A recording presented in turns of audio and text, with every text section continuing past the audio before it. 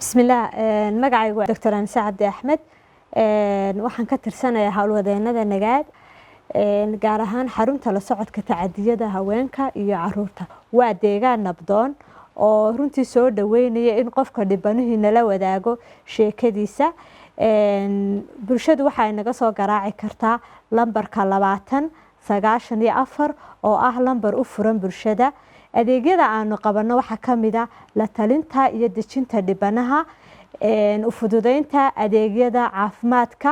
iyo adeega sharciga iyo sidoo kale inaanu ku xidhno xarumihii kale ee adeega bixinayay xarumaha ay xaruntu wada shaqaynta leeyahay waxa kamid ah booliskii wasaaradda arrimaha bulshada iyo qoyska xafiiskii xuquuqal insaanka qaranka iyo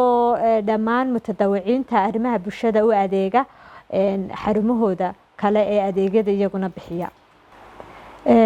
muddadii aanu furnayn waxa aanu qabanay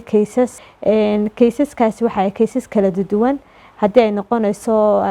kaysaskan la yiraahdo domestic violence amba guryaha ka dhex dhaca haddii ay noqonayso